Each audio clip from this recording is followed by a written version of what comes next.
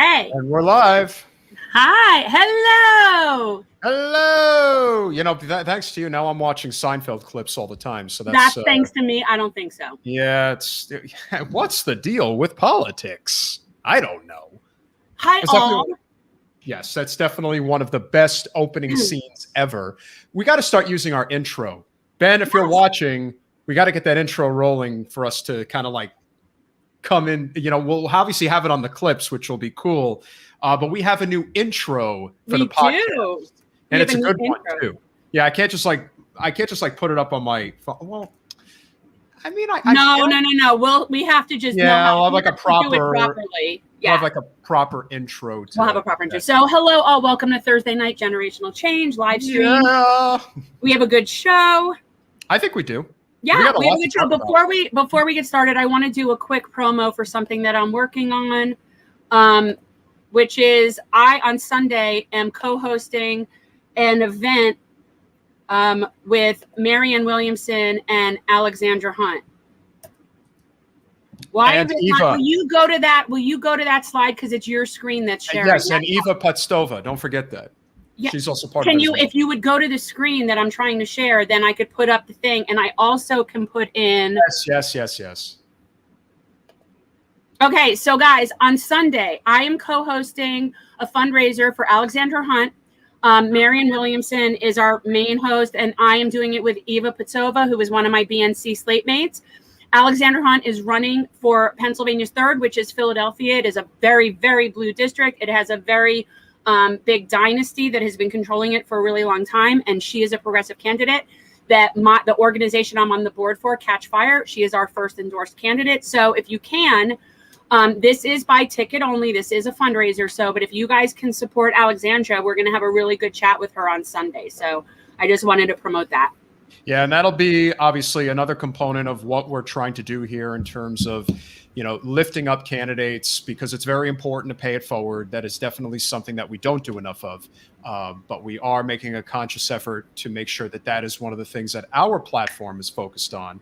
And so I think, we obviously can start in a lot of places, but our good guest, good friend and guest, Kevin Parker. Yes, we have another candidate. We have already here. And so I think it is very important that we do focus on everything that we can do, because that is how, look, if you want to build a movement where the establishment is actually afraid of us, then you have to lift up as many people as you can. And I think this is a perfect opportunity to do that. And obviously, Kevin has some very important news to share with us. He is an amazing activist, progressive from the true progressive part of the state of Florida, which is Central Florida. This is Florida 9, right? This is Florida 9. I believe so. We'll let Kevin share all the wonderful details. But yes, South Florida, we have progressives, but we don't really have a progressive movement. Orlando, Tampa, the I-4 corridor, if you will, there is a progressive movement that is growing there, and much needed, to say the least. So without further ado, we are pleased to welcome into the studio, friend of the show, awesome, super progressive, and lots of supporters here for him this evening, Kevin Parker. Welcome to Generational Change, sir. Hi guys. Hi. How are you? God. I'm great. Thank you guys so much for having me. I'm so excited to be here. Absolutely. So let's start off. Tell a little bit about yourself, where your district is, and a little bit about your background. And, we just kind of go through the standard spiel just so that people can get an idea who you are. Okay. Well, my name is Kevin Parker. I live in Kissimmee in Osceola County in Congressional District 9. I am a transplant from New York. I've been here for about 14 to 15 years. I did a lot of my high school here. I did my college, and I grew up here as an adult. So I'm staying, and the big news, I'm running for Congress for U.S. House District 9 against Darren Soto. I am super excited and a little nervous to go on this journey, but I know that with the message that I have and the people behind me, that this is going to go places and they are going to take notice. And I appreciate you, Peter, for mentioning that progressive movement, because I say it all the time. We have the people in the places that want to make the change, but you've got to step up. As the people who aren't running, you have to step up and you have to put your weight behind them. because that's how we shut the establishment down and get the people who need to be in the right seats, in their seats. What I try to do, and I try to point people to, is the blueprint that Nevada has set for us in terms of how we take over. Takeover is not even the right word, but to basically turn the state party infrastructure into one that actually responds to the will of the people and not the will of corporate special interests. Can you talk about? We don't have to talk too much about Representative Soto, but can you talk about the politics, if you will, of the Orlando metropolitan area? We are big, fans. I don't like the word fans, but we are definitely big supporters of. Yes, we are big supporters of Ann Escamani and Carlos Guillermo Smith. So, if you could talk about just sort of the changing, if you will, of the atmosphere, so to speak, as far as Orlando metro politics are concerned. Obviously, we'd love to learn more about how that's shaping up. Yeah. So I really think that progressive policies are taking real hold in our area. It's CD9, CD10, CD11, and we're all kind of just realizing and waking up. And I think the pandemic had a lot to do with that, because even now I work in Disney Springs, and there's still a lot of holes left in staffing. So I think a lot of people are waking up and realizing that their time and their energy, it's worth more than what we're getting. And I think that people are starting to kind of fall behind that, especially in terms of healthcare, in housing. Housing in Osceola County, we have a real problem with that. The Orlando Sentinel actually did a feature expose, not last year, but the year before, about the fact that a lot of the Disney workers are staying in these motels that are not the cleanest. They're raising rent all the time, and they're trapped there. So I think that we're coming out swinging with these progressive policies, and people are falling behind that. Yeah, it seems to me that one of the things that has been agreed upon, I believe, is a $15 minimum wage at Disney studio properties. Is that correct? Yes. Okay. But it did take a while to get there. But yes, that's where we are. But the thing that doesn't get talked about enough, and this is really the issue that I think we need to be focusing on. Again, a $15 minimum wage is important, but I think a living wage is infinitely more important. A $15 minimum wage, somewhere up in the panhandle is definitely a living wage for a lot of people. But living in the Orlando metro area, $15 an hour is not a living wage. If you want to have, I think, just a regular 2-bedroom apartment, for example, would probably be closer to, plus 20, 25, somewhere in that range. So obviously working harder for that particular issue of a living wage, I have no doubt, is part of your platform. I think the singular issue of our day is Medicare for all. As far as I know, with the exception of, I think, 2 or 3 in the whole state, Representative Soto does not support Medicare for all. So I would assume that that's definitely one of the big differences among others that you guys have. Yes. I believe deep within my heart and firmly that every person in this country is entitled to not only a higher standard of care, but we need to raise that to a standard. We're seeing a difference in in healthcare between the rich and the poor, where if you have the money to pay your bill, you're going to be seen first. But if you're broke like me, it takes them a while. It takes them a few hours, and not to mention if you have a real problem, you go through so many channels just to get that adjusted, and that bill just keeps stacking and stacking and stacking. And Soto bills himself as a progressive. He's a part of the National Progressive Party. The caucus. Right. But that's very big. Kevin, what's the caveat? What's the caveat about the Progressive Caucus? There's over 100 people in that thing, and I got to tell you, where have they been? Mm-hmm. Where are they? Because they're not real progressives. No. They tack that name on just so they can say that, oh, well, I'm a progressive, here are my policies, but you don't follow those policies at all. You cannot call yourself a progressive if you don't adhere to those core progressive policies. Can't Now call yourself a progressive caucus if you take corporate special interest. No, money. No, and how absolutely many not. of them do? Probably all but maybe 15, maybe and there's over 100 members in the House Progressive Caucus. I've never been able to figure that out. Who are they? Where are they? What like it's really ridiculous. And we figure it out by seeing where the money is coming from. Oh yeah. I started doing my Oppo research very early on Darren Soto, and I see where his money is coming from. Amazon, Publix, healthcare industries, which is why he declines to sign the Medicare for All bill, despite the fact that 110 congressmen have already signed on to that bill. The group that I work with, Progressives for Democratic America, we have a congressional liaison program, and we've tried to get in contact with Stephanie Murphy's office and Val Deming's office and Darren Soto's office. It took us a while to even get a meeting with one of his aides, who then still had to look up what the bill was. So no, he's not signing on to it, and that's why, I think that's going to be a huge downfall for him, is that people do need this. I always say you are one bad accident from a lifetime of medical debt, and that is the truth of it.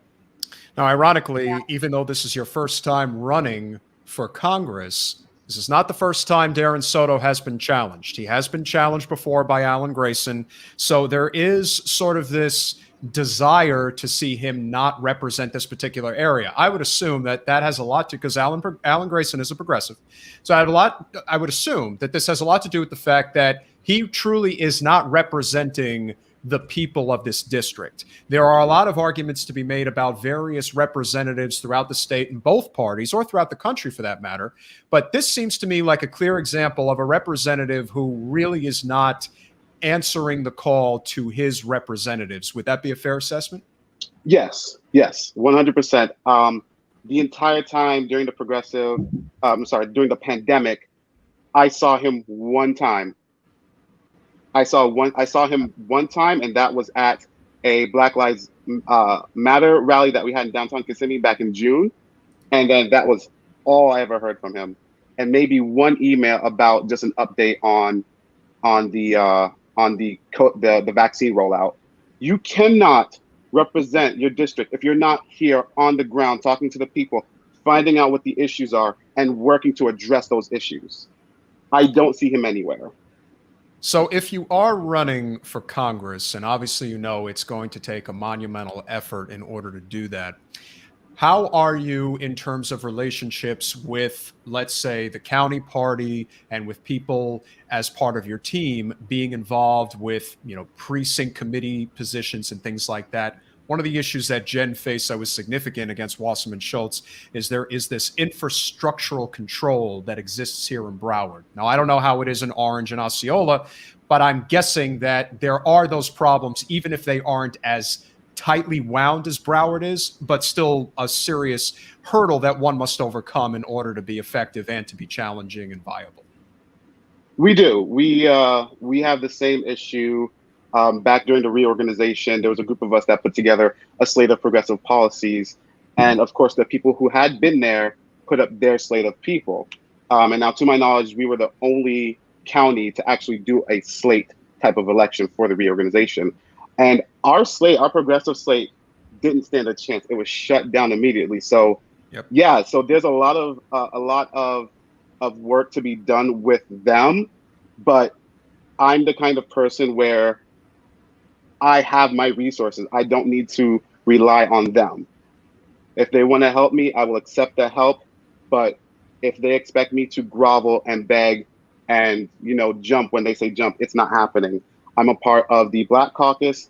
We are starting a progressive caucus here. So I'm not worried about having to work necessarily alongside the county DEC if that's how they're going to play the game. Yeah. Okay. I mean, that it's you have to be able to deal with them. But on the other hand, when they become an impediment, I've kind of alternated between sort of tolerating them and trying to go around them.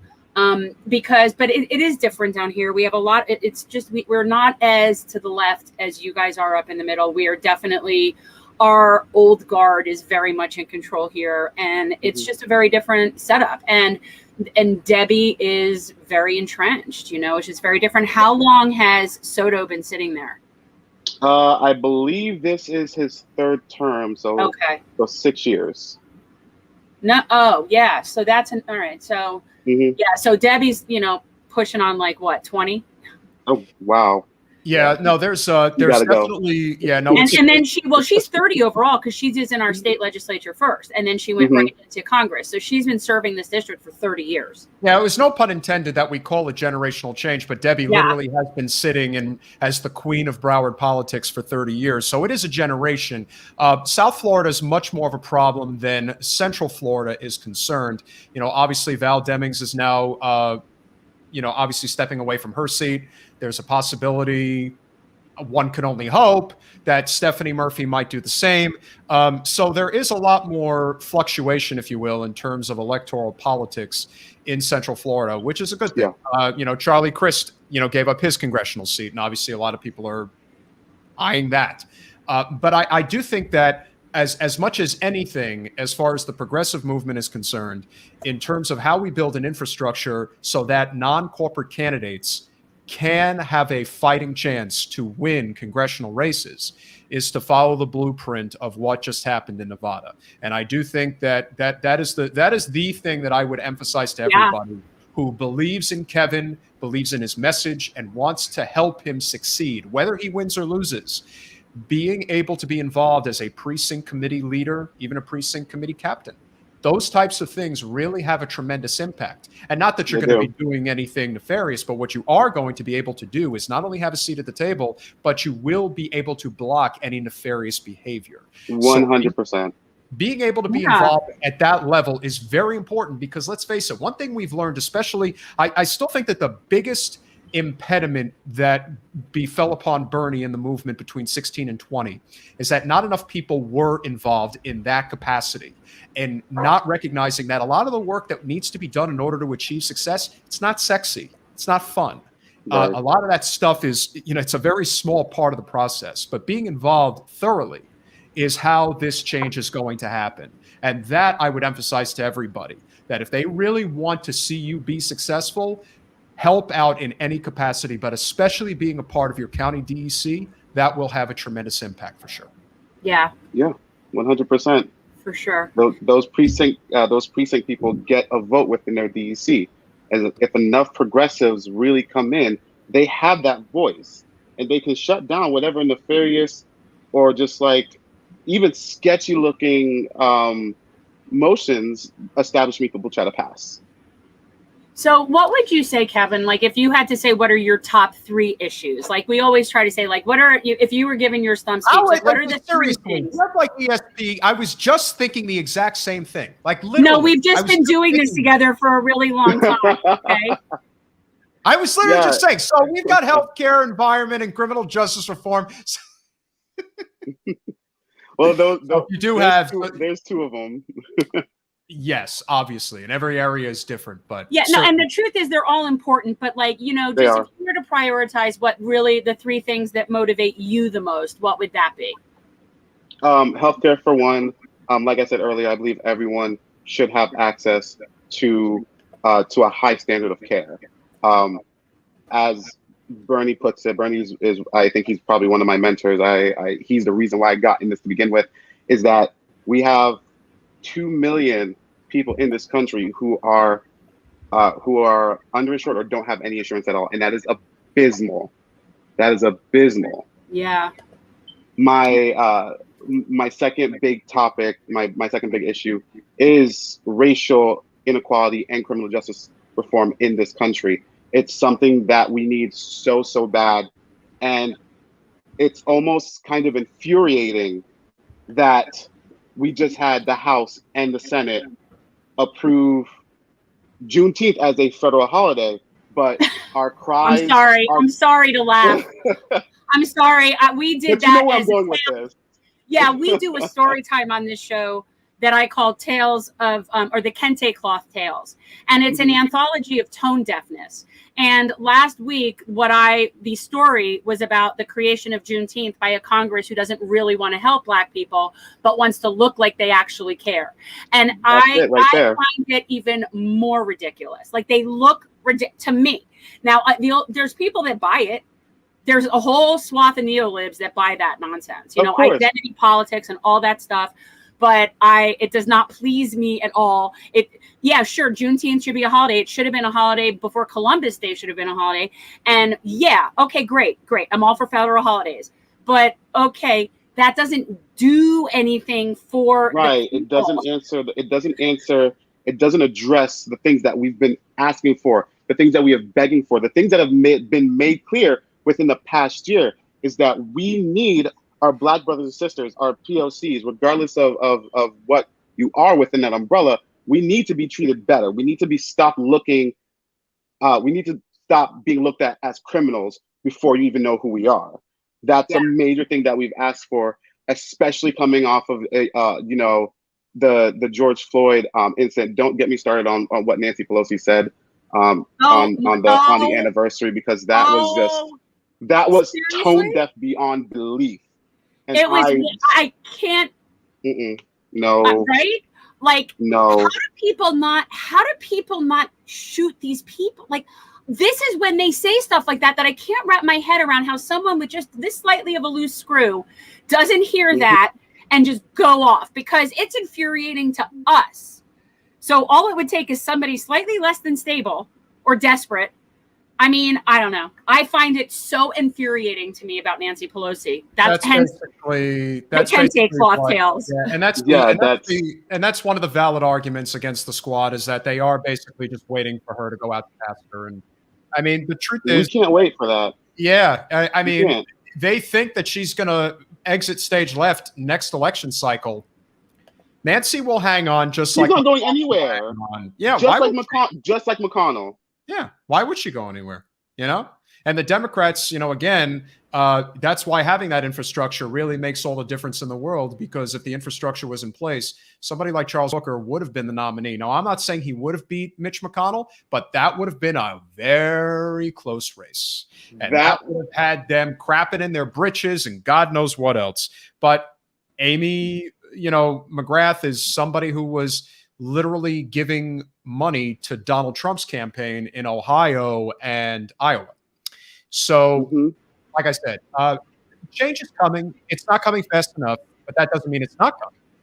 And with a candidate like yourself, who is going to be an unabashed progressive, who is going to really make people uncomfortable, who don't want to be uncomfortable, I hate to reference what the old AOC used to say, but it's true. You got to bring the ruckus. You just do. That's my specialty, is making people uncomfortable and bringing the ruckus. And I will talk and I will talk and I will talk and I will talk and I will talk and I will talk until the wheels fall off. But that's what I'm going up there to do. I'm gonna go in there. I will bring my clack fan if I have to, and I'm gonna make them take notice and see who walked in the door, because I didn't plan on running for me. When I think about my motivation to run, I think about my coworkers, my family, my friends, the people who suffer across this country, who are constantly begging for help, and they're not getting it. It's time for that to change. It's time for that to change. We cannot continue to keep going down the same old road. It's stuff like this that got us Donald Trump in the first place. And if we don't change course now, it's going to happen again. Oh, listen, I'm already telling everybody, keep going on this road, and DeSantis is in the White House in 3 years. They're asking. They are, as you know, they're asking for it. Oh, they're poising to put them up there. Look at that. A new patron, Kevin Parker, new patron, scrolling across the screen. Very nice. Ooh. You will be getting a jersey. Peter, have the jerseys and come my to Lulu the sticker. Yeah. And you will get a Lulu sticker. Yes. Yes, as a matter of fact, the package just came okay, today. Good, because I had to order new jerseys. But yes, you will definitely get a Lulu sticker. And I'm going to have to walk him through that, because I'm out of town and I'm always the one who mails all the stuff. So to all the new $5 and $10 people, your stuff will come, but it's going to be a little bit dependent on Peter. We'll see about that, Congresswoman.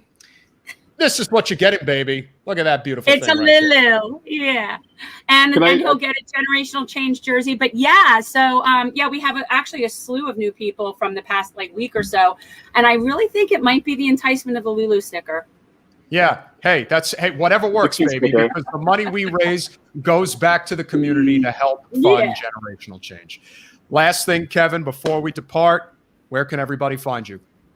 So you guys can all visit my website, simple, kevinparkerforcongress.com, on Facebook, facebook.com/kevinparkerforcongress, on there as well.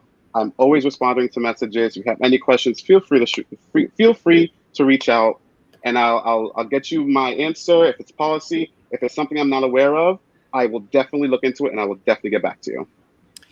Check it out, guys. Kevin Parker. So great. Yeah, guys, show some love. Show some love. Absolutely. He's showing love to our show, so we're showing love right back. Get over there. Thank you, guys. Give him a donation. Give him a follow. Give him a like.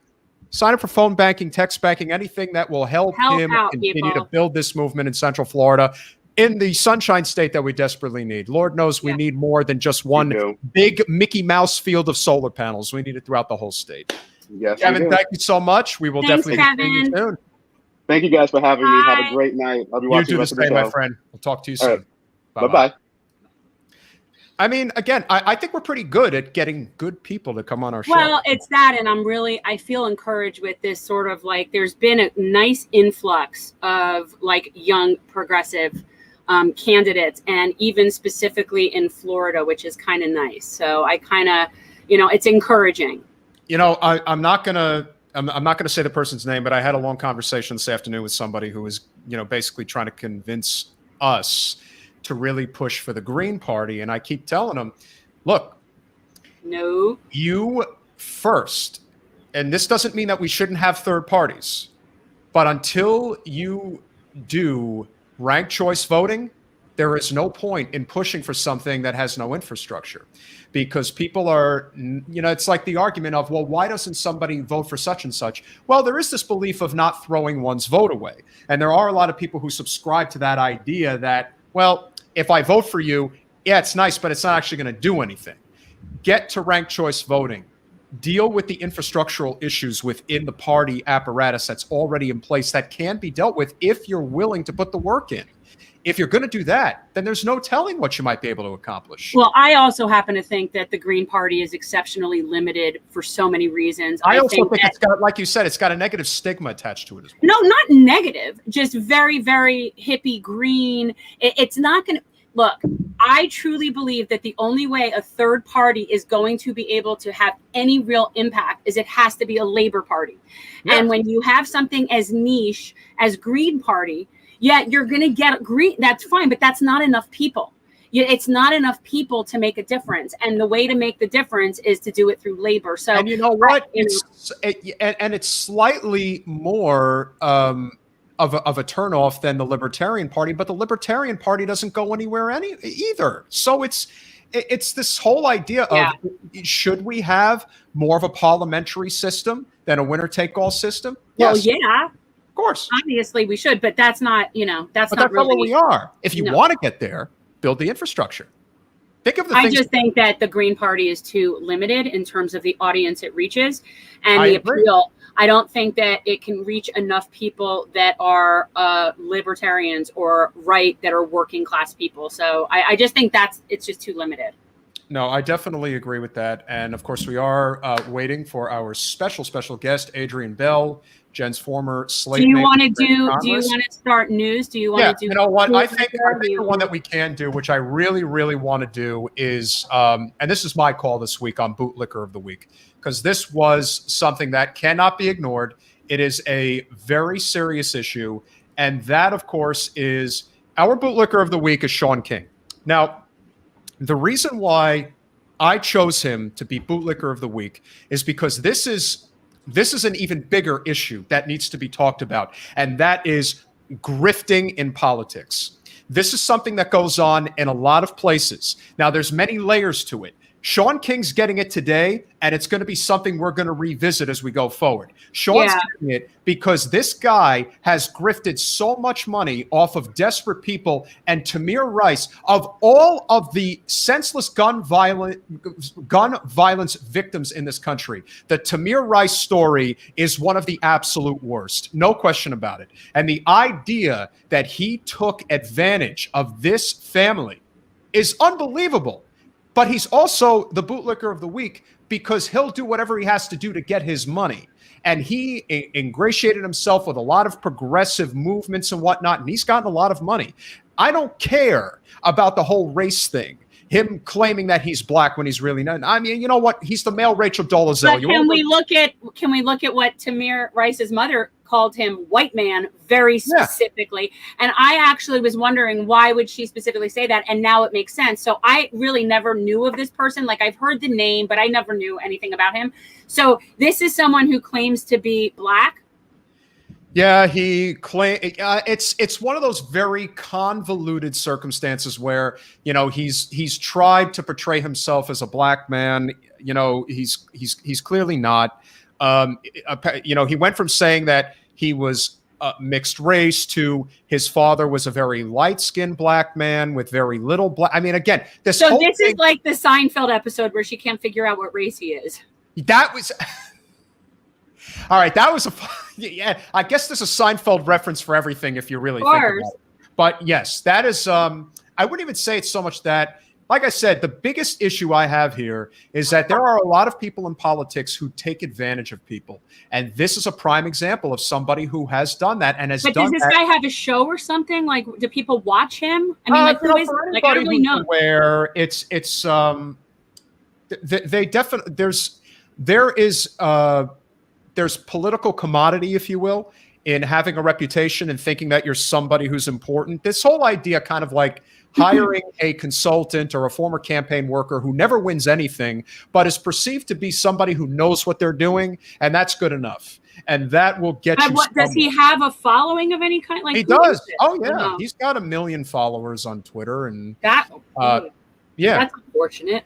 But this is it is definitely you know, again, I do think after this, there's really not going to be much of an audience for him to grift off of anymore.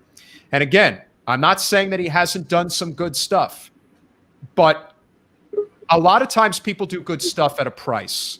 And that is something you have to be aware of, guys. There are people who run for office in certain districts where there is no way they could ever win. Like people running, for example, we do not want Marjorie Taylor Greene to be in Congress, but she represents a plus 27R district. And if you run as a Democrat in that district, trying to convince people you're going to win, as far as I'm concerned, you're grifting money off people. That's what you're doing. I just have to believe in her case, there has got to be a better Republican somewhere in the universe. Oh, I'm sure there could be. But again, it just depends. I mean, I even know some. I even know a few. Like, I could suggest a few if anybody needs a suggestion.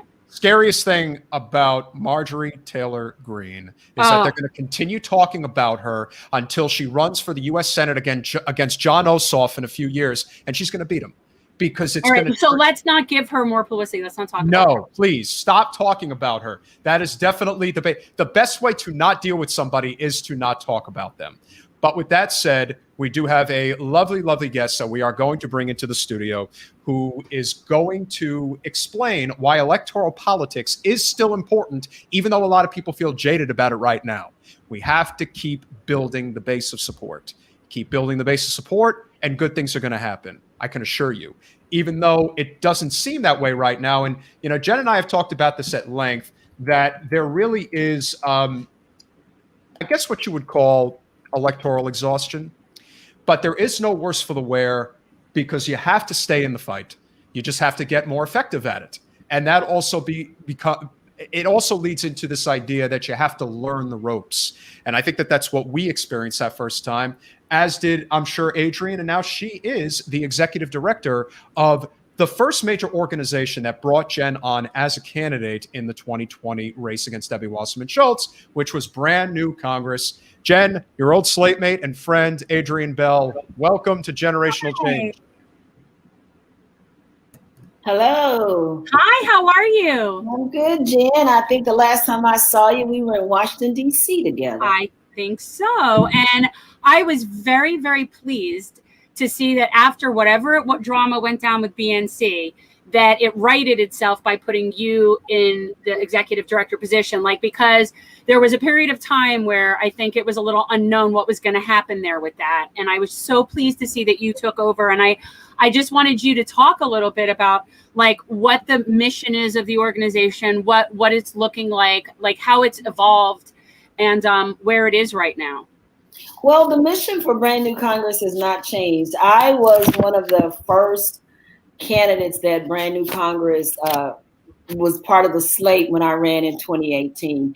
And so the mission to train and support progressive candidates to run across America, that has not changed. And so what we are going to do is that exact same thing. When we talk about the polarization of American politics, where it is the right versus left, it's the red versus the blue, and the working people and the people that when we ran, we sought to represent are just being left behind. People are exhausted. I've heard that word more than once. They're just exhausted, and they need some champions, and they need some organizations to help champion some champions. And so that's our mission. That's what we've been doing, and that's what we're going to continue to do. So thank you so much for inviting me on and for being glad to see me at the helm of leadership. There's so much work to be done in the progressive space. It's just so much work to be done. And one thing about progressives, we're all very passionate. We believe in what we're doing. We believe in the mission. We believe in our values and what needs to happen. And so whenever conflicts occur, I always go back to that. It is because we are so passionate that things happen. And what we cannot allow is that when anything happens in any progressive camp, that we are not eating one another up, that we are extending grace, we're extending our wisdom and our patience and what we need in this country with one another. Because one thing that I have seen, whether it has been between the Democrats and the progressives, the Democrats and Republicans, yada, yada, yada, we tend to eat one another up.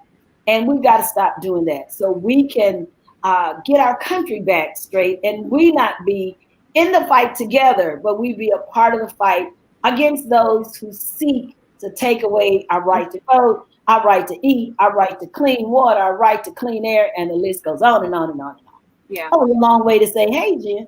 No, but one of the things that I remember we had talked about when we were in DC was that Brand New Congress had decided that it had taken on so many candidates. It was going to have a smaller slate. It was going to focus on fewer candidates. But then it seemed to do it again and have like this huge slate of candidates. So where are you now in terms of like how many candidates do you have going in, so far for 22? Okay. What I cannot address is what has happened before. I wasn't a part of those conversations. I wasn't a part of the decision making. So I don't second guess what the decision makers decided. What we're doing right now is to seek to have representation or candidates on the slate that are diverse, that are across America, that speak for the working people, and of course speak for progressive values such as Medicare for all, criminal justice reform, climate change, those type of issues. We're going to have a smaller slate. That is the goal, because we want to be more laser focused and to be an organization that builds our candidates. Our candidates, progressive candidates, they need to be recognized across the nation. And so we want to do that. I want to have, moving the organization forward is that we tell the candidate story. If you were a part of the slate, then your story should be told, not just anything else, but the candidate story needs to be told, because running in Florida, someone in Washington needs to know who that candidate in Florida is, because when you go to Congress, the people in that district may elect you to office, but your vote, when you cast it, it affects every American across the country. So we want our candidates to be nationally known. And so we're going to tell their stories. And we have over a year to do that. So we've started rolling out some candidates. We had an announcement today of Angelica in California 30. I may have missed that. California 30 is right. We had Sherman in California 29 2 days ago. Nina Turner joined our slate. And so we are rolling out candidates, and you will see that in the upcoming weeks. Now, I'm not going to tell you who they are, Jen, so don't even ask. No, I wouldn't ask you who they are. But I'm on the board. Ava Petsova had asked me to be on the board for Catch Fire, and so we have started rolling out slates of candidates and doing endorsements and stuff like that. But so I wouldn't ask you. I'm just teasing. Who your people are. But obviously, Nina is kind of a give me. Like that's kind of a no brainer right there. There probably wasn't much thought put into that. Well, there's thought in everyone. No, I mean, she's just so obvious. She's so obvious. Nina, well, when you look at what's going on in campaigns today, it's Nina Turner. It is the most, it's happening this year. It's early vote starts in a few weeks. The rest of the campaigns are going to be in 2022. Yeah. So the seat that we can gain for progressive seat is in Ohio 10 right now. So it's the one that has the most momentum going. Right. Speaking with Adrienne Bell, Executive Director of Brand New Congress, there's been a lot of pushback on a lot of these organizations. Justice Democrats come to mind.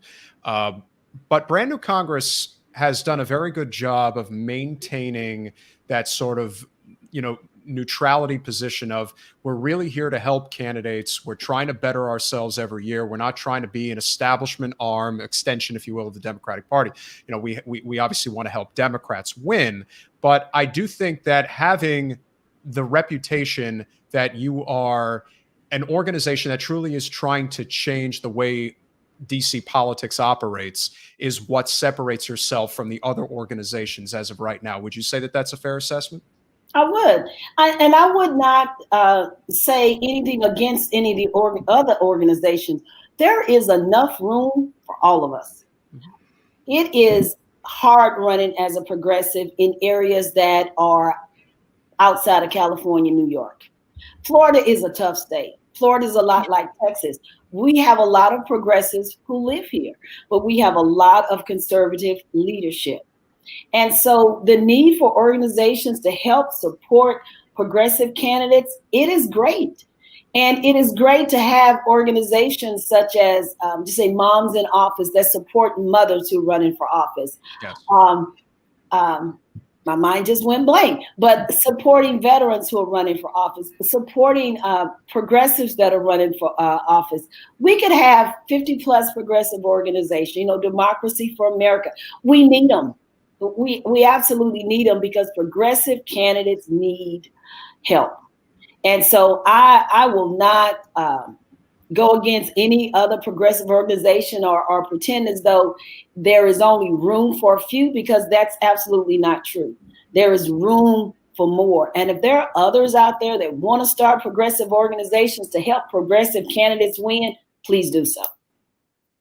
Yeah, there's definitely an upward trajectory that I've noticed. And I know people say, well, it's not that significant. AOC wins in 18, Cori Bush and Jamal Bowman win in 20. Who's to say you're not going to have 3 new congressional members come in 2022? Because I think every election cycle, you learn something new about the way the sausage is made. Now, obviously, when you and Jen were candidates, I was there, and there were, a litany of different groups that came in. Obviously, was very intrigued by Fidel and everything he talked about as far as MMT was concerned, modern monetary theory.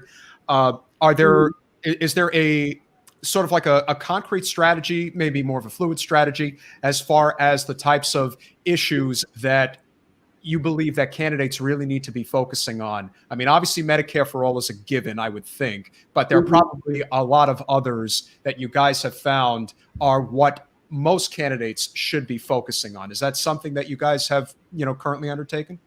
Well, when you just think about the issues that Americans are facing, those issues are the popular issues that progressives talk about, the need to raise the minimum wage. I just don't know in any city, in any state, where you really feel comfortable making $7.25 an hour.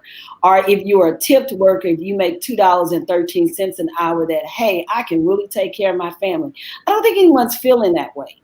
And so when we talk about increasing minimum wage, climate change, I don't know about you all, but it is really hot here right now. And it is really hot here right now. Our electricity grid is starting to crater. And we are paying more because we have inept leadership. Well, being able to have heat, being able to have air, being able to have water is not just a progressive value, it's an American value. And so what we're talking about are things that add to the dignity of Americans. Being able to have a job that takes care of your family. That's something our candidates talk about. Being able to have public education that actually is funded. Our teachers are supported. That's what our candidates talk about. Being able to go out into an atmosphere and you don't feel like you're about to burn up. That's what our candidates are talking about. So we don't have the new positions. Student loan debt. Biden needs to address that. We need to stop hiding around it and pushing the can down the road. We need something about student loan debt. The things we've been talking about, they haven't been solved yet. Criminal justice reform. We all saw George Floyd get murdered on TV. And it is still not resolved where police officers don't have the immunity. They still have that protection. And so the things we've been talking about, we're going to continue talking about them because they have not been solved. Right. No, I agree. And one of the things I always say that I loved so much about Brand New Congress was that it wasn't specific policies. It was this 21st century Bill of Rights. It's this idea of that we're all entitled to this certain quality of life in a civilization.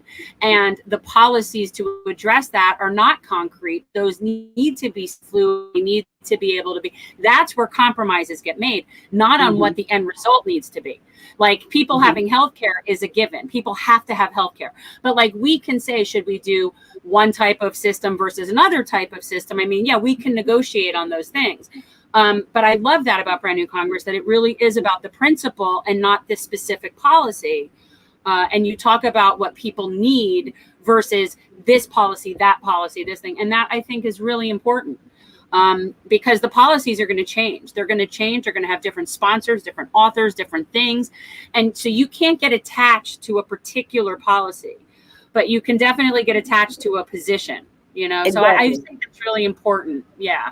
Exactly. And every city or every area, every congressional district in America is not cookie cutter. So our needs along the Gulf Coast are different from the needs of those on the East Coast or those that are in the Midwest. They're just different, but we need the issues that we're fighting here addressed. We need it. I mean, we just need it. Public education is something that needs to be addressed across this country. Student loan debt. We need to free up some people where, you know, our young people are strapped with that student loan debt where it's trillions of dollars.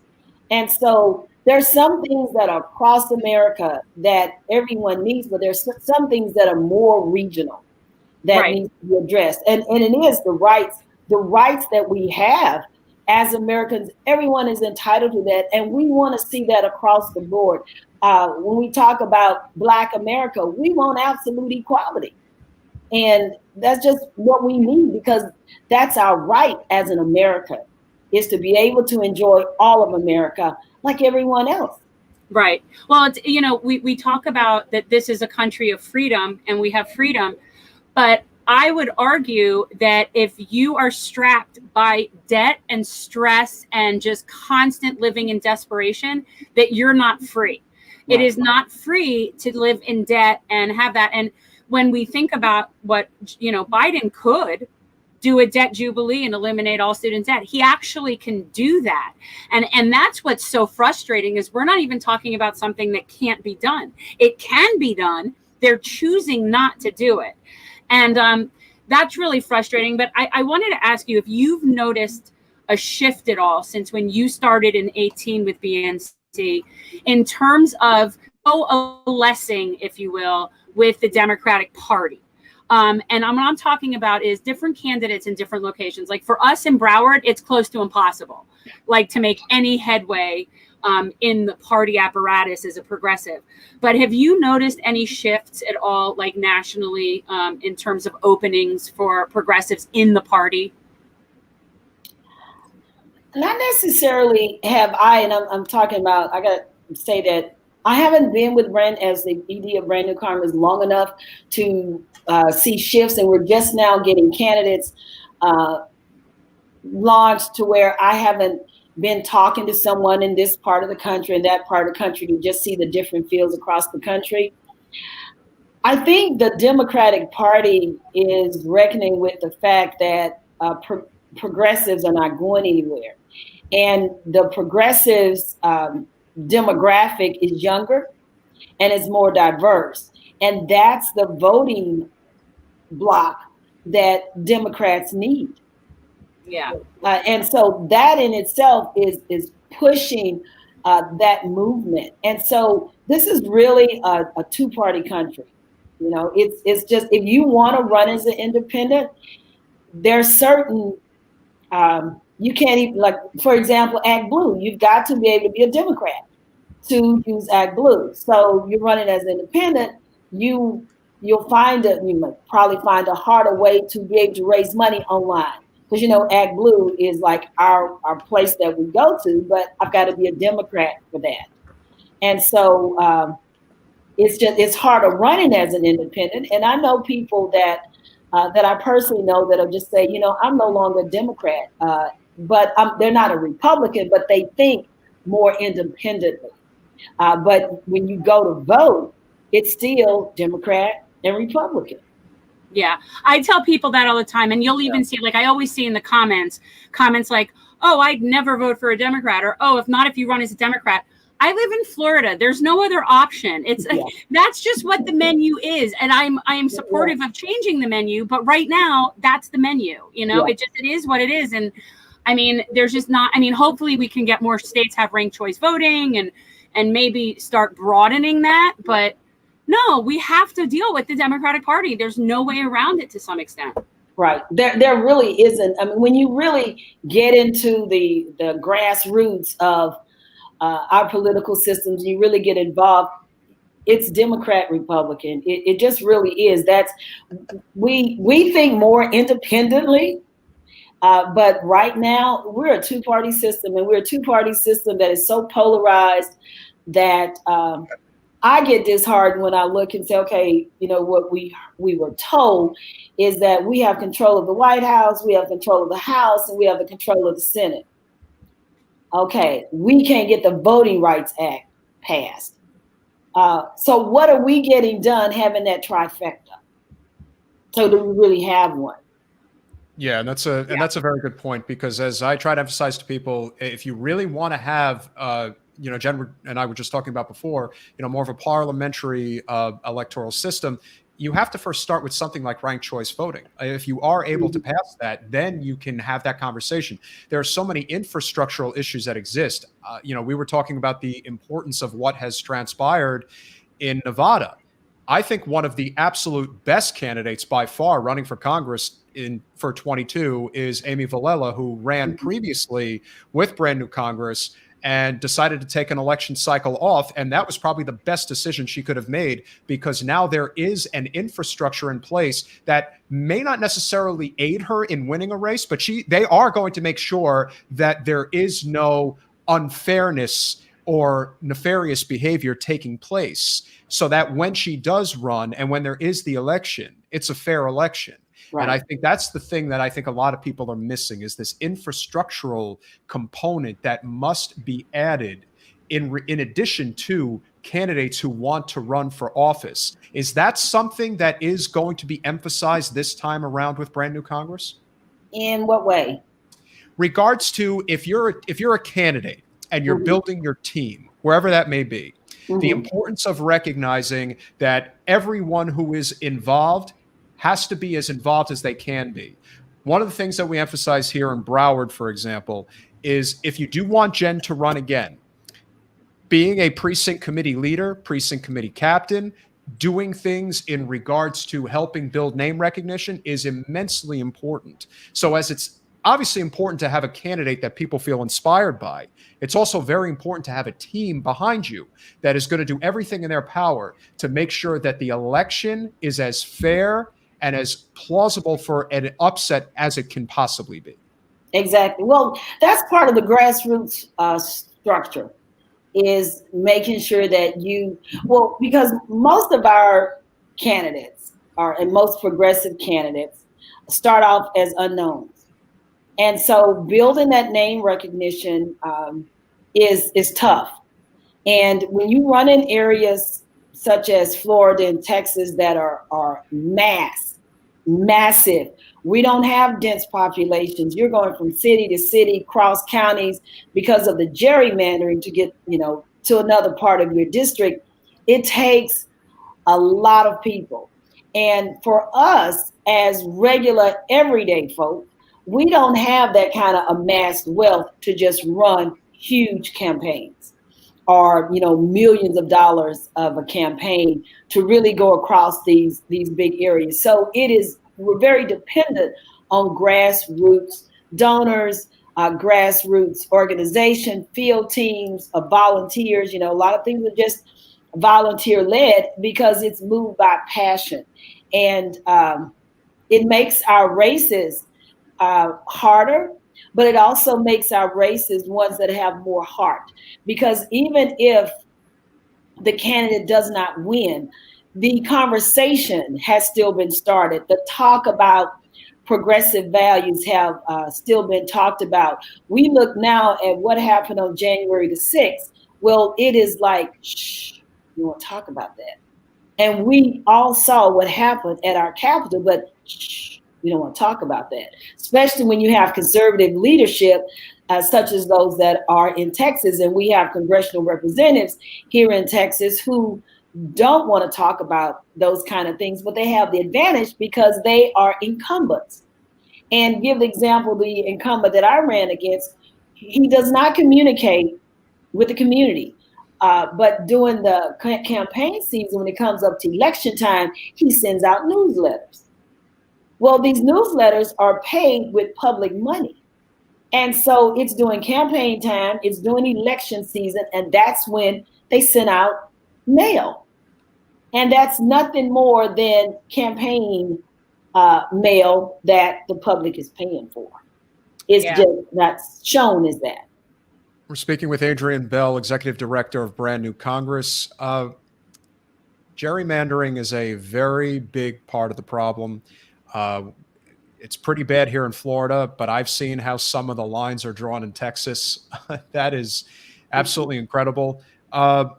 Is there sort of like a science, if you will, in terms of, when you are scouting out a candidate and figuring, if they are, the right fit for Brand New Congress, do you look at electoral viability as one of the things in terms of, will they be able to at least, there's no guarantee you're going to win, obviously the odds are long, but do you at least look at, the district lines, the name recognition, things like that, in terms of candidates that you are now bringing onto the slate, in terms of the natural evolution of the organization? We look at candidates that are a good fit for America, not just a good fit for BNC. We look for candidates that already have the values, progressive values that America needs. Looking at areas where it's not going to be just running against a Democratic incumbent who may not possess all of the progressive values they want. Such Medicare for all seems to be like a divider between people. But it's looking at the holistic of, we don't want to just trade out Democrats, trade in Democrats. We want to uproot some Republicans. And we know it's more difficult in R plus districts, like I think you mentioned, well, the one you mentioned, like R plus a number too high to where you go like, it just kind of blows your mind. But we've got to, one thing that we've seen is that we got to run candidates against them. Now, are we going to endorse every candidate that runs against a Republican? We can't. But we need to run against Republicans. And it can be an R37. If you're a Democrat and you want to run. Because they'll just walk into office and they have no competition. But let me get back to what we're looking at. We look holistically at the entirety of the United States. Can we get a candidate in Colorado? Is there progressive running in Colorado? It would be nice. I don't know. It'd be nice having candidates that in Colorado, candidates in New York, candidate in Texas, candidate in California, candidate in Montana, just across the board, so that U.S. Congress will begin looking like America, and it'll share values that are across America. So we look for a good fit for America, not just for brand new Congress. I think you're absolutely right. I do think that there needs to be a push with the GOP. I think that there is a very big untapped market. I think it has just more to do with being non-corporate, even nonpartisan to some degree. You know, for example, Marjorie Taylor Greene is somebody that a lot of people are going to circle. But again, you know, her district is a plus 27R. Why would you not try to field a non-corporate GOP? And again, it's not a question of whether that person is not going to look like that district or represent the values of that district, but why not have somebody who is not going to kowtow to corporate special interests and is instead going to be looking out for the best interests of the people who live there? The truth is, we do share a lot of common values with the people on the other side, if you will. It just depends on the issue. Very often it's the wedge issues that divide us, but the primary issues seem to be the ones that we really agree upon. And there's always going to be, you know, the worst of the worst representatives. I mean, we see them on all sides. I mean, you're in a part of the state that's very close to where Dan Crenshaw represents, for example. You know, but that doesn't necessarily mean that the people in the district reflect that of what he does. And I think that's something that is possible to change. You know, there isn't a organization that is attempting to bring some sense back to the GOP. But I think having that type of attitude could really go a long way. Jen, what do you think? Well, yeah, I mean, and I also think that we've talked about this before, that campaigns have their own purpose, not just the point of electing somebody, because it's part of creating a movement in a location, and it has to keep being built upon every single year. It can't just be during election time. So the campaign is its own entity. Like, I don't think it really matters whether it's a Democrat or Republican district. I mean, and I agree with Christina, because that is sort of a talking point that the establishment uses, or that unions use, or organizations use, as to whether or not to support somebody. But it's a chicken and an egg thing. And the bottom line is, if you want to have progressive movement, you need to have candidates pushing it in different locations. So, I mean, to me, regardless of whether it's red or blue, it's a worthwhile venture to promote the topics and the issues. So, I mean, that's just my take on the campaigns in general. I agree. One of the reasons that I ran back to back, because when you campaign and that season is over, man, you're tired. Tired is not even the word. Yeah. You've given up 2 years of your life, and you've given a lot. And I'm not saying that you do it with regret. I'm just giving the reality of it. You have just gone, and then election is over, and just everything just starts draining. But I had a voter who told me that I gave her hope. And we're talking about a conservative area. And to hear, and then it was more than just her to say, you gave me hope, because they feel like their voices don't matter, they don't count, and it's like they go vote, but why?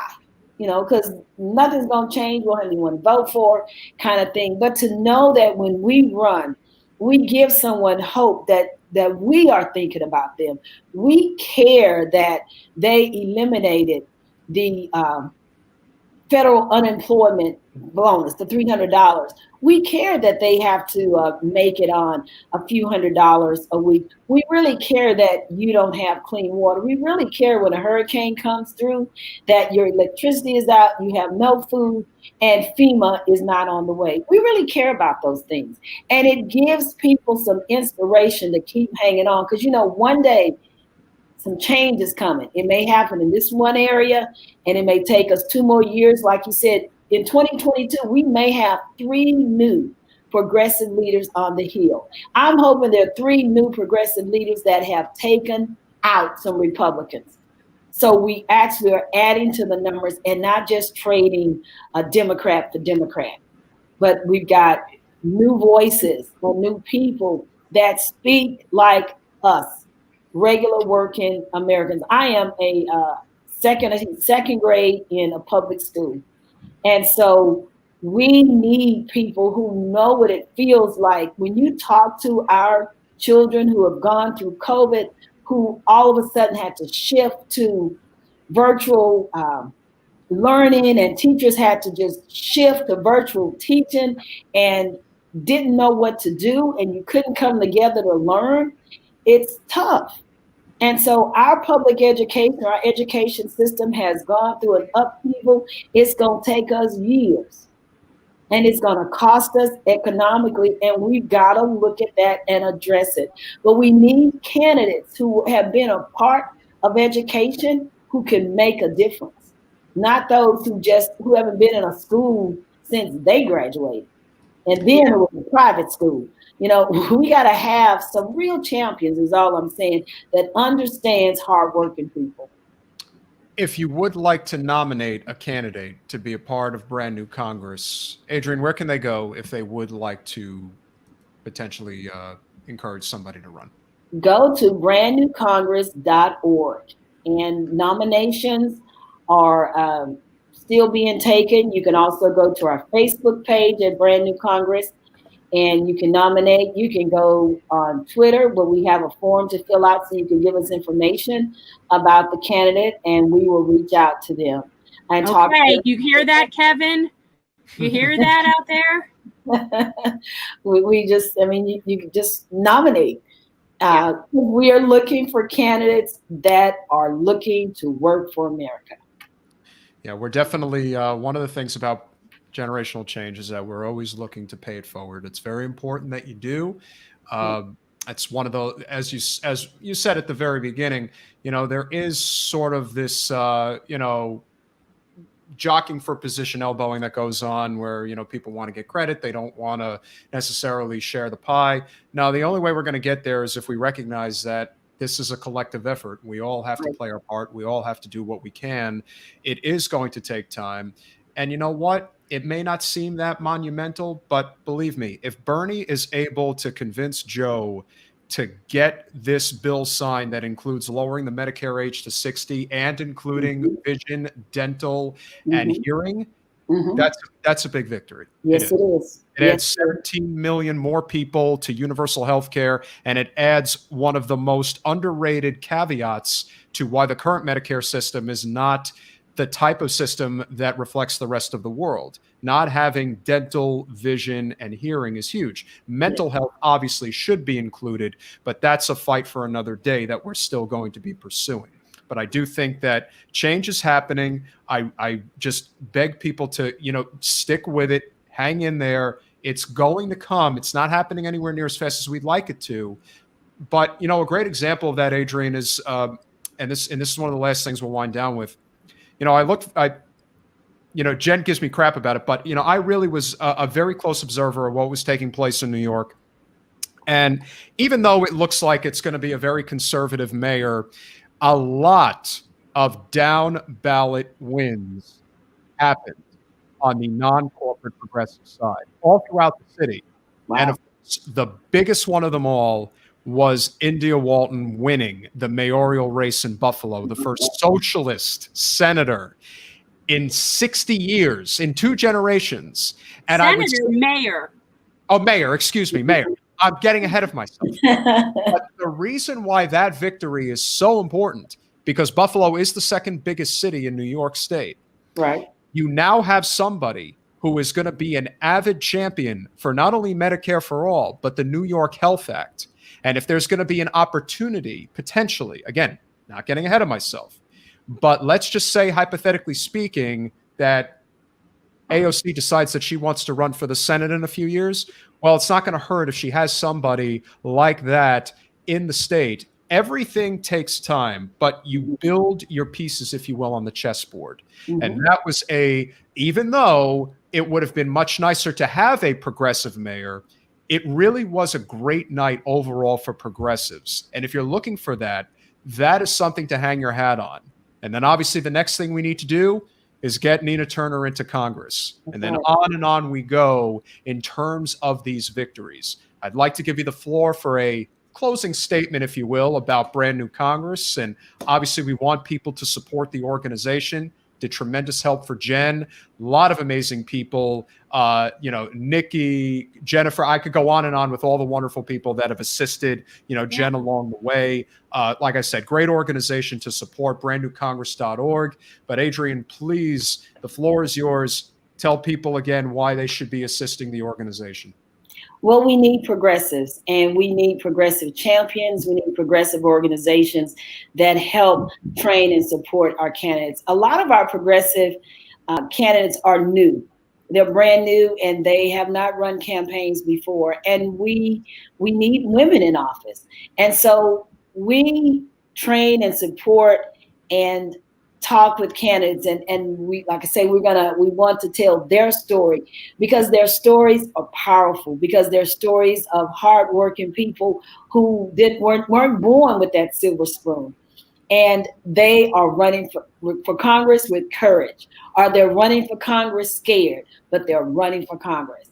And so we need your help also as we continue building our organization, as we continue to strive for excellence, as we continue to bring to the halls of Congress champions. And that's what America needs for our children, for our children's children, and for our future. So visit us at brandnewcongress.org. Nominate someone that shares progressive values that you want us to look at. And while you're there, you can also donate to help our organization grow, because we may not take corporate money, but money is still needed in this movement. And so thank you so much for allowing me time to just chat. And thank you so much for coming on. It's great to see you. And I was so pleased to see you in charge of Brand New Congress. It's like when an alumni comes back as the principal of the school. It's like there's something very satisfying about that. Yeah, I tell you, no one knows about campaigns, but someone who ran for office. There's something different about it. So I think it's a good fit. And Thank you. Really thankful for y'all, and much success, and continue speaking power. Truth to power is what we need. Brand New Congress is definitely in good hands with you, Adrienne. brandnewcongress.org. Check it out, Adrienne And Bell. you guys seriously support, because thank you, Adrienne. Thank you, Jen. Thank you so much. We'll see you soon. All right. Bye.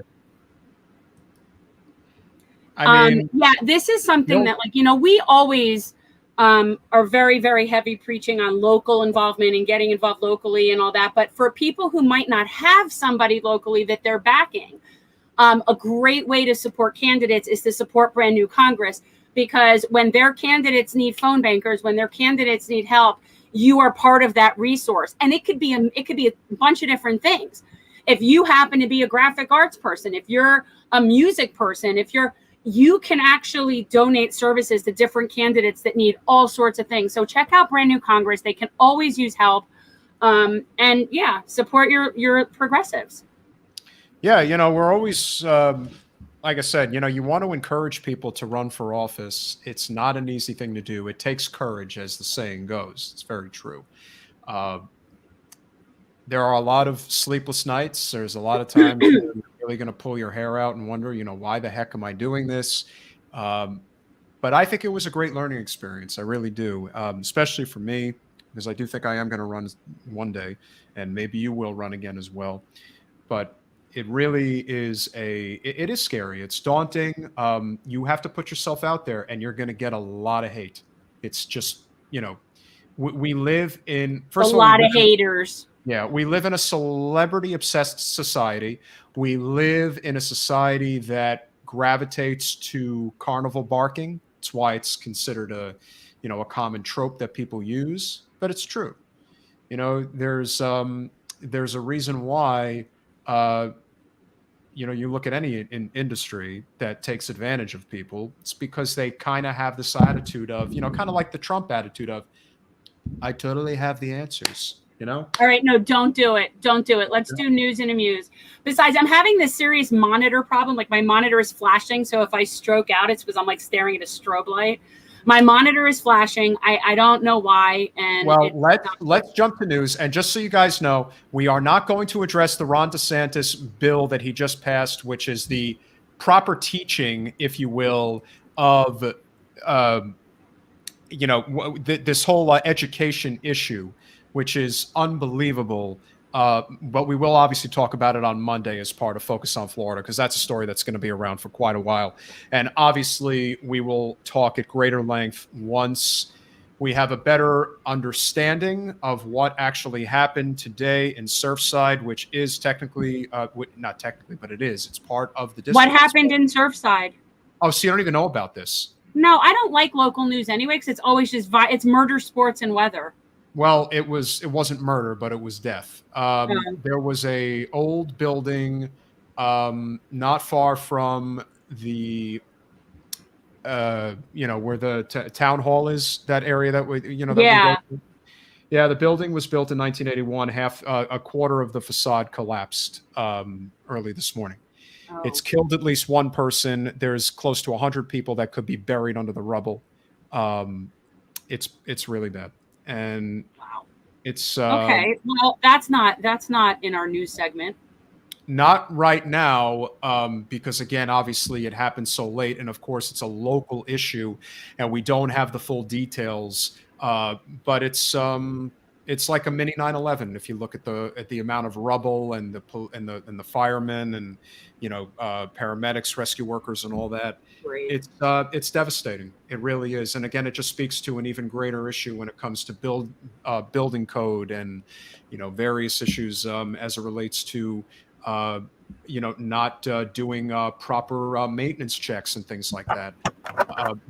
But if there ever was a reason why you would say, having a D+ rating by the Army Corps of Engineers, that we really need to change the way we do infrastructure in this country, I mean, this is one that's really going to, it's going to kick people's butts into high gear. At least you hope it would, perhaps in this state. And as we've talked about at length, they can never stop building. Lord knows. No, and the thing is, if it you know what, and it's going to just keep happening, whether it's collapsing buildings or broken infrastructure or sewage coming up into the buildings or whatever it is, because they're building with complete abandon. There's no consideration. Yeah, that is very true. And John, you're right, because that is what it is. Even though you spelled it wrong, but it's all good. It is this idea of, I got to cut every corner I can to get as much as I possibly can. And who's going to notice? And who's going to notice? The building was built back in 1981. Now, that's not the oldest. Surfside's been around a long time, but still old nonetheless. And knowing all the type of infrastructural issues that do exist to begin with. And this wasn't even, Jen, the biggest building. It was 12 stories. I mean, it's not small, but it's not supremely high. So like I said, I don't want to get too deep into the weeds now. Let's start what we got to start. We will definitely talk about DeSantis and the Surfside building on Monday. But for now, obviously, there are a number of places that we can go. I think we should start with let's work our way up. Let's go negative to semi-positive to super positive. I think that's the best way to do it.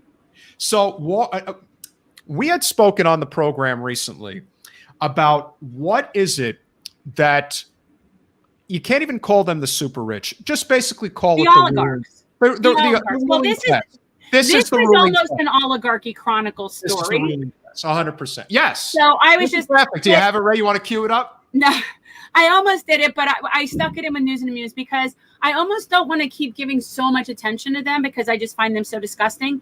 But this idea that they're so benevolent and philanthropic when they do this, it's just so absurd. When you look at the comparison between what they're giving versus what they would have had to be giving if we didn't have such unbelievably filthy tax system. That is the whole point of this, which is really when you get to the nitty gritty about why is it that is Warren Buffett this benevolent person who is giving away $4 billion in charity? Oh, and he's leaving the Gates Foundation. Looks like the Gates Foundation doesn't have quite the reputation it used to anymore. They're going to just have to create a new one that they can do as a slush fund. You know how that works. But the point is, he is giving away $4 billion to make sure he doesn't have to give away $40 billion, if you catch my drift. They don't want to pay taxes. So by greasing these wheels, you don't pay taxes. What's the point? So we get this. We know this. Our audience knows this because we are awake, not woke, awake. So when you're awake, and we talk about it, but the way that the media covers these things is really it's like, oh my God, did you see what Warren Buffett just did? Could he be more benevolent? People think about it. Who owns the media? Who owns all those things? Well, CNBC is owned by Comcast, which is putting this out there. And Comcast obviously is one of the rulers of our country. What's even more amazing is to the layperson, to someone who goes on, somebody who's watching CNBC today is a well-to-do individual, doesn't want for much, wants to live a comfortable life, isn't a bad person, but sees this about Warren Buffett and thinks, oh, that's great. That's really nice of him to do that. But they're not really looking under the hood of the car. And the thing that's even more amazing is that corporate media has done an amazing job of convincing people that corporate tax cuts is actually, or increased, raised taxes is actually going to really affect them in some way. It's not. No. That's what's so funny is that they have this idea that, oh my God, they're going to take all my money away. No. And then they convince the next level people that they've actually really earned all that money, that this is a meritocracy and Jeff Bezos earned that money. He's worked hard for that. So he's entitled to that. And there's this thing that we sell to people in this country, this idea of, look, he could do it, so you could do it. And that makes it almost like it's acceptable. And yet it's so disgusting and untrue. And nobody is getting that rich without screwing over people. It's just not happening. So I get that they might do it legally, but it's still amoral. It's just another example. We saw obviously Elon Musk do it very recently, and obviously Warren Buffett is doing it now. Zuckerberg, I'm sure, will follow. And then Gates probably be there as well if he ever figures out how to properly diversify his portfolio in lieu of his divorce. Maybe Bezos gets stuck in space and they have to allocate all of his funds. He's like a bad cartoon. No, I can't. I'm just saying. But you never know. All right, we move on. Moving on. We would probably not have to tell you that eating at fast food restaurants is a good idea, because you like what I did. You like the graphic. Oh, it absolutely. Well, I had a feeling you would go with Frankenfood. Call anything that people ingest that to me seems to be of an unknown substance or made up fake food. I call Frankenfood. Yes, so, but you're really barking up the wrong tree here, because if you are going to indulge once in a blue moon, you will go for the fillet of fish. And Lord knows where that's coming from. It's Frankenfood. And I only eat it when if I'm sick, I want fillet of fish. If I'm sick, I want fillet of fish. I don't know why. But so the lab analysis of Subway tuna sandwich fails to identify any DNA of tuna. That's a problem, people. What do you think it is? Like, what would you venture it is? Well, here's the thing. Does that mean that it could be another type of fish? Because this doesn't specify. Like, is it another type of fish? Or is it just like, Yeah, I would guess something else, like carp? It's probably carp. Yeah, it's like harp or I mean, I don't think it would be tilapia. That doesn't. No, it's not tilapia. It's no. But you sent that to me, so I wasn't exactly sure what the final analysis was, other than it's not tuna. Well, that's the thing; they're not saying what it is. But what I think is going to happen. That's so gross. It's not only gross. I mean, and this is what was interesting about this particular test that they did, is that it wasn't just one Subway. They did this at 4 different Subways, and they all came to the same conclusion. Well, yes, but they all, of course, but they all buy from the same distributors and suppliers. That's just across the board for franchises. I mean, that's just how it's going to go. So that doesn't surprise me. And also, it's very possible that franchise owners are completely unaware. Oh, I have no doubt whatsoever that they don't know. That is not something that they are probably even privy to. No, but they're going to screw them. Well, think of it this way. A lot of times, most fast food restaurants are franchise owned, and you are owning them. There's a reason. If it's in a good area, you make a good investment, you're willing to put the work in, it's a turnkey operation, and it usually yields a pretty good profit. Subway happens to be one of those places that doesn't have high overhead. It's not a lot of square footage that you need. There's not a lot of stuff. You have daily delivery. It's a turnkey operation. But for corporate, for Wall Street investors, this is how this works.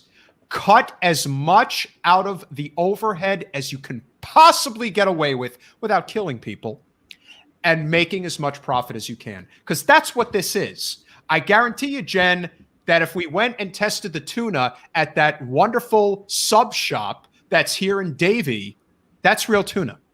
And that's a real family-owned small business. That is not what Subway is. It is a major global franchise. Right. Well, what's sad is you've got franchise owners that technically are small business owners, but unfortunately, they're subjected to the corporate quality. So they don't really have the control over the quality of the product. I mean, that's just ultimately what it is. But this brings it back full circle to the biggest issue of them all, which is Subway is a publicly traded company. And as soon as a company becomes publicly traded, it's no longer in your hands. It is in the hands of shareholders. And what is the ultimate goal of Wall Street shareholders in the United States? There is no benevolence. It is the bottom line all day, every day. And that is not changing as long as the system stays in place. Yeah. You think Subway's the only place? Why don't you look at what the hell's in the food at Chick-fil-A? Because whatever they're putting in that thing, I think it's laced with cocaine. That's my opinion. I think they're lacing that chicken with cocaine. I just can't believe how crazy people are for that crap. I mean, I never ate it. I've never eaten there. I don't eat that. But it's amazing to me how people are willing to wait for that crap. That's just one example. There are many others. Burger King, McDonald's, Wendy's, Jack in the Box. Yeah, no, it's all gross. It's all gross. It's not real food. It's processed food of the worst kind in the worst way. Franken food. And it gets worse and worse every single day of every single month of every single year. And I haven't even mentioned Taco Bell, because that's probably might be the worst one of them all. Again, it's all about the bottom line. Okay, so talk a little bit about this cheerleader thing, because I don't know this story, but it looks like something I agree with. You finally got a good message, Mr. Violence. Declan, I give you credit. Bipartisanship, baby. That's a good one. That's a good one. Got to give it up when you do something good. Yeah. Yeah. So as it turns out, we do have a very good story and a great story. So the very good story is a major victory for the First Amendment from the Supreme Court, a very conservative Supreme Court. Yeah. They are proving that they usually are pretty good when it comes to this type of thing. There are certain issues that obviously they're going to be bad about. Again, it's a very conservative Supreme Court. They didn't overturn the ACA. I think a lot of it is just on the margin, so to speak. But this particular issue is a very big deal. Where was the case? Where did this case happen? You know what? I'm not 100% sure. If anybody in the chat happens to know where this particular cheerleader was fired for using the F-bombs, I don't want to say, I don't think it was Texas. Fired? No, not if it's... I think she was expelled. And, okay, I was going to say it's a student. We're talking about a student, not a professional cheerleader. Correct. It was a student. And it was just another form of cancel culture. And the Supreme Court said, no, we're not, we can't do this. again, you either have the right to free speech or you don't. And again, the schools, they want to play. Thank you very much, Ware. Much appreciated. Pennsylvania, it depends on where in Pennsylvania. Was it East Pennsylvania, West Pennsylvania, or Pennsylvania? You gotta, Pennsylvania. we gotta know for sure which part of the state. But nevertheless, Pennsylvania is actually one of the better states in our union. And so the idea that they were going to kick somebody out of school for using vulgar language, yeah, it's vulgar, but who cares? You can, you want to smack them on the wrist. And again, expelling somebody from cheerleading is just, this is the slippery slope. This is that slippery slope of trying to get rid of, it's like the thought police. If you don't think like us, you are an enemy. Well, I find it promising that they ruled for her and that we're not having this situation where, the Supreme Court is sliding into curse words. This is a huge, huge case. This is a huge case because it's going to set precedent going forward, and people are going to be able to use it as reference for the protection of speech. And that's a good thing. You don't silence speech. You defeat it with more speech, with better speech. That is the way it's supposed to be done. Donald Trump says fake news. Prove that he's wrong. You can't really, because a lot of the things he's referring to kind of are fake news, just not for the reasons that he thinks they're fake news. Well, again, the biggest problem with Trump is that he was only looking out for himself. And that was the worst part of it all. Because Trump was actually right about a lot of things. But he was only doing it to his benefit. He had no concern whatsoever for the greater good. That's why I always call he's no Julian Assange. He is no Julian Assange. And he is not a person who you think he is if you still think he was looking out for the working man. But I could tell you somebody who is looking out for the working man, and that is India Walton. She is going to be the new mayor of Buffalo, New York, and the first socialist mayor of a major city. Buffalo's a major city. It's got a freaking football team, for God's sake. Oh, well, it has a football team. I've spent a lot of time in Buffalo, actually. I've spent a couple of summers in Buffalo, essentially, but it's actually kind of a cool place. Billy, thank you for that tidbit. Yeah, I wasn't 100% sure with the cheerleading story in regards to was it a question of her being on the team? So thank you for clarifying that. But again, protection of speech. This idea that you can just say, hey, you're out. We don't like what you said. No. Don't work that way, and it never should. And hopefully this case sets precedent. But obviously, as it relates to India Walton, it was the culmination of what truly was a great night for progressives throughout the state of New York. Now, again, it didn't work out for Maya Wiley, didn't work out for Andrew Yang. Obviously, we were very disappointed in the way things ultimately unfolded with Dianne Morales. But nevertheless, there were a lot of down-ballot races that really went the way of progressives. And almost all of the candidates endorsed by Sunrise Movement won their race. Who won Manhattan Borough President? Unfortunately, it was not Lindsey Boylan. And, again, you need a big infrastructure backing you up. Brad Lander, who ended up becoming the New York comptroller, and listen, there's definitely some issues there with him. He ain't perfect, but he was the progressive in the race, and he was backed by AOC. I believe that what this truly shows, more than anything else, is the AOC effect in New York is real. And to deny that it's real are just people who aren't fully getting the machinations of politics and how it works. I do not believe that AOC is doing enough on Capitol Hill. I don't think that she's the fighter that she needs to be. Maybe that will change if Nina Turner, when Nina Turner gets to Capitol Hill. But in the interim, the changes that are being seen throughout New York City are very real.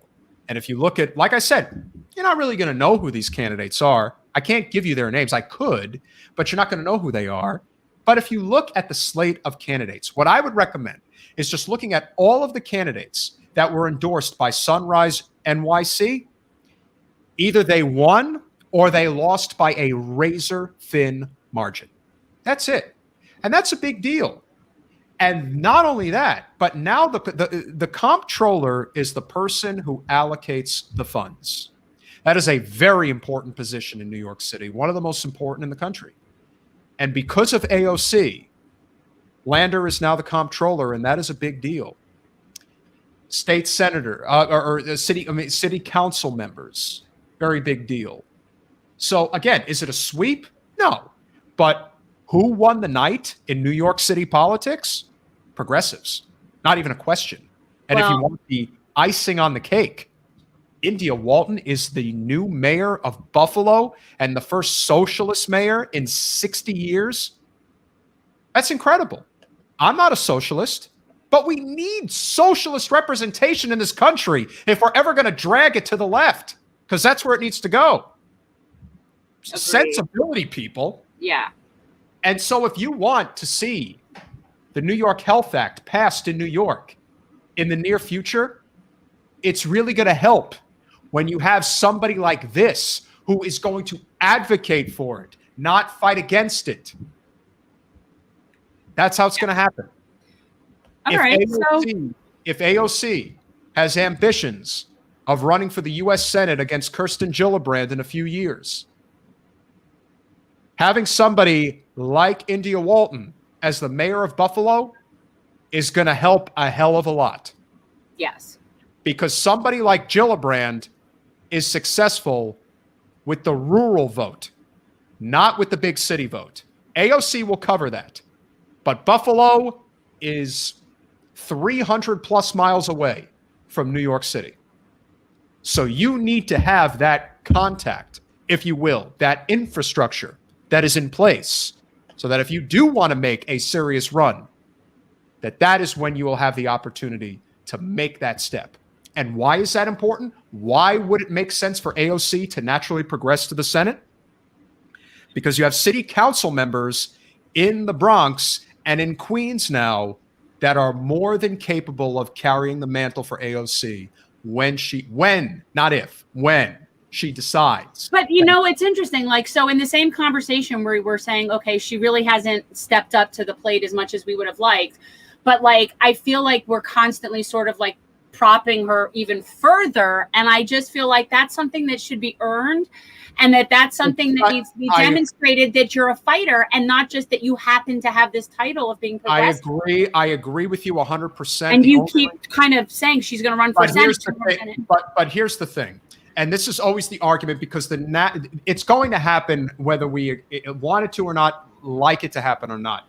And I would just say that with all the issues we have with AOC, would you rather have her in the U.S. Senate or Kirsten Gillibrand?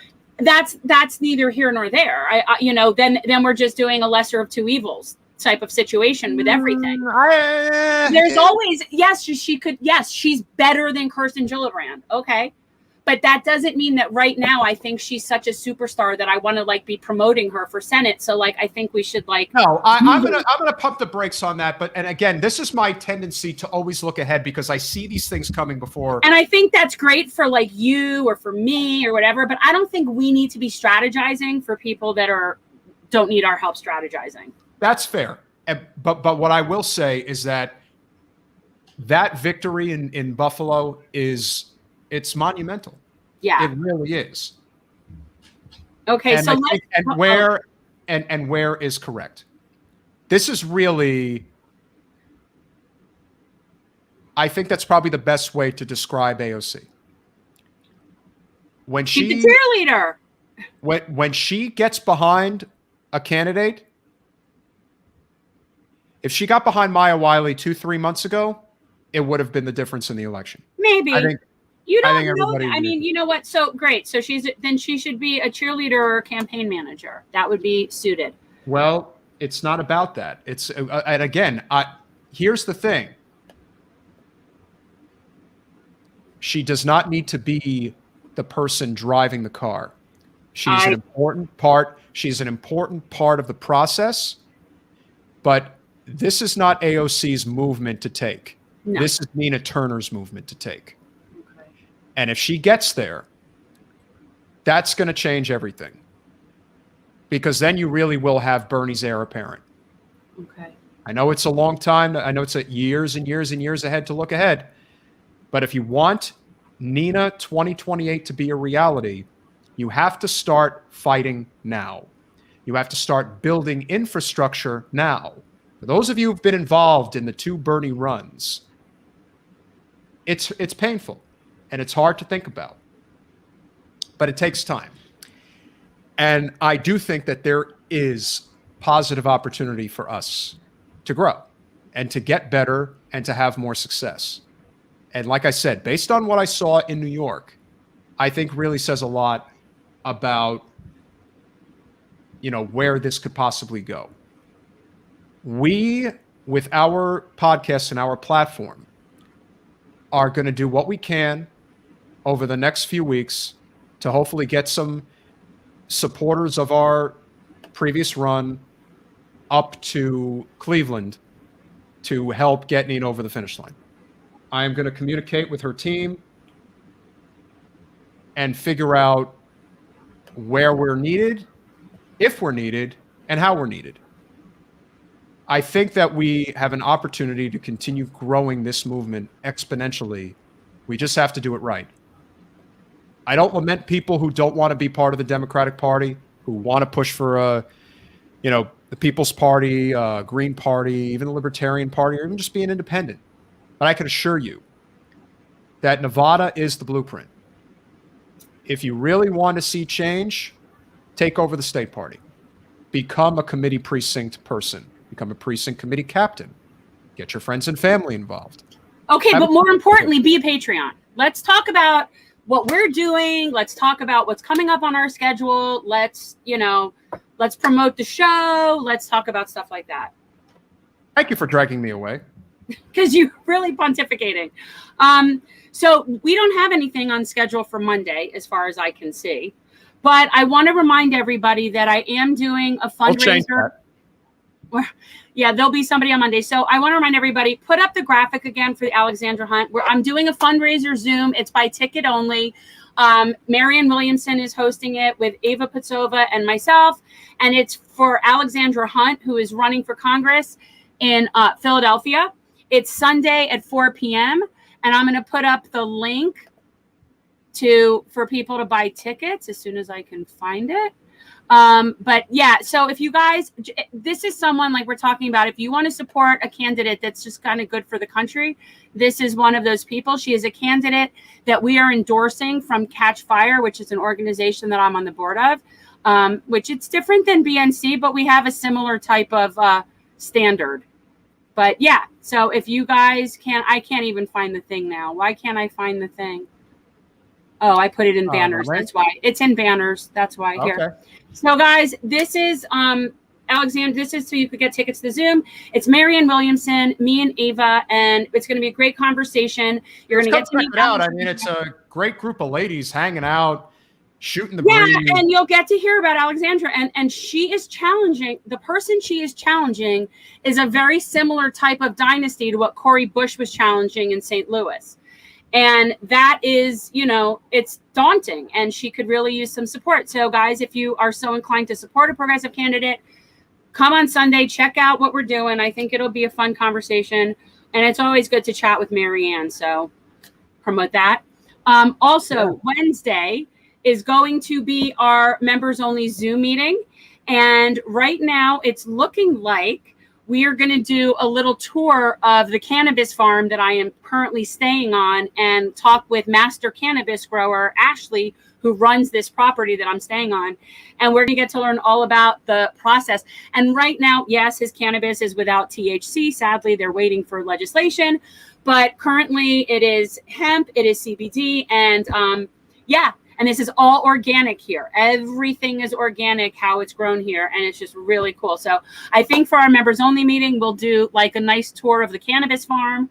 That seems like a fun, right? That seems like a fun member activity, right? I think, yeah. Well, they're going to expect you to participate as well. I'll participate, but this particular farm is not growing THC.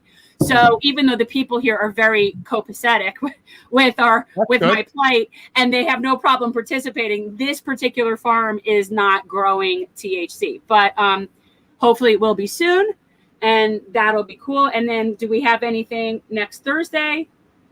Next Thursday, we have Julie Oliver and Mike Siegel. Yes. Do you want to talk about that? Because I know that they wrote that book. Yes. Well, they are also two former BNC slate mates, even though Jen didn't have an opportunity to. We didn't have an opportunity to meet them. No, they came on the slate after. Late. Yeah, they came on late. But they had a good showing in Texas, and they're both Texas. Yes, and so they are subscribing to your notion of you can't just show up during election season. You have to be putting in the work throughout the year. You know who puts in the work throughout the year? GOP. They put in the work throughout the entire year. But what's their book? I know their book had something to do with. Wasn't this the book about Joe Biden? No. That's something different? You're talking about something different. They started. Okay, sorry. Okay. Yeah. They started an organization. I don't know if anybody has the name. Jonathan, if you have, do you have the name of the organization that Mike and Julie had started? So we'll talk to them next week and see, what's going on with that. But we will look to have hopefully a special guest on Monday. Yeah, we'll have somebody good. And we will also have some additional candidates. I think we're going to do a candidates corner from now on. We'll have at least one candidate, or not at least one, a candidate per show. Yeah. Well, we've been picking it up as more people are announcing. It's like we're able to get more candidates. Yes, if they want to have an opportunity to share their sentiments and be a part of the process, that's a great thing. And we're having Shervin Azami. Is that it? And that's the person Adrienne was talking about, I think. That could be. I'm not sure. Okay. We will discuss that off air, so I'm not 100% sure. But we will obviously be speaking with Mike and Julie next Thursday about their organization that they're trying to grow. And then obviously we are going to continue with some very important stories on Monday. As you know, it never stops in Florida. It's just the way it is. But guys, be patrons, because if you're Patreons and you join now through the limited edition Lulu stickers, show the Lulu sticker, you get $5 and $10 patrons get the Lulu sticker with their bracelet or their shirt, depending. And if you do it before Wednesday, you guys will get to be on the cannabis farm tour with me. Which will be fun. I think it'll be fun. I have to figure out if I'm going to do it with my phone or with the GoPro. I'm somewhat tech challenged, but so that's going to be our fun meeting Wednesday. If you guys join, you get to come. Yeah, please do. I mean, I think we've picked up a handful of new patrons over the past few days, which is great. I think it's the Lulu sticker. Yeah, maybe it's a Lulu sticker. We start getting hounded about that, and that's what's going to get people involved. I don't know. I'm going to have to think about making a Sophie sticker, but Sophie doesn't ever really want to come on the show. Sophie looks like Wilford Brimley. That'll be an easy one. But Sophie doesn't want to ever come on the show. She's just too lazy. That's okay. Do you have Lulu? Does she want to say goodnight? Lulu, you want to say Lulu's sleeping. Okay, Lulu's sleeping in her nest.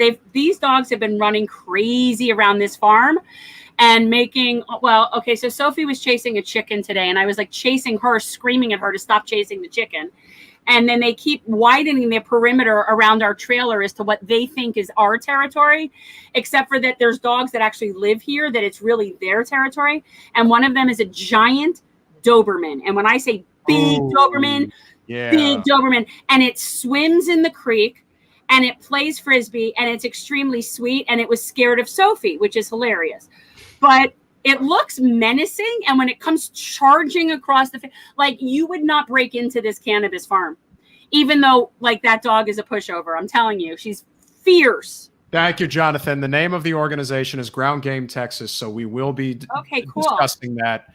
I would assume that a lot of that is also to try to get Governor Abbott out of office, which would be nice. But honestly, I don't know I don't think Greg Abbott is disliked enough in Texas. But I do think I disliked him thoroughly in Texas. Actually, I disliked that douche when he ran for Attorney General of Texas, and I specifically didn't vote for him for that. I really do think, though, that you got to put the bullseye. It's a little early, unfortunately, because it's 6-year terms. But the bullseye's got to go on Ted Cruz's back because he's just such an easy target. Most people really don't like him. And is there anyone? Okay, let's put out a challenge. Like, we have to offer some sort of prize for someone. I think he's considered the most disliked senator. He in is. DC. He is in this amongst other senators. So, like, here's the thing. Here's the challenge. What kind of prize could we give for someone if they locate a human being that really likes Ted Cruz, that isn't like his mother or something, right? Like, is there someone out there?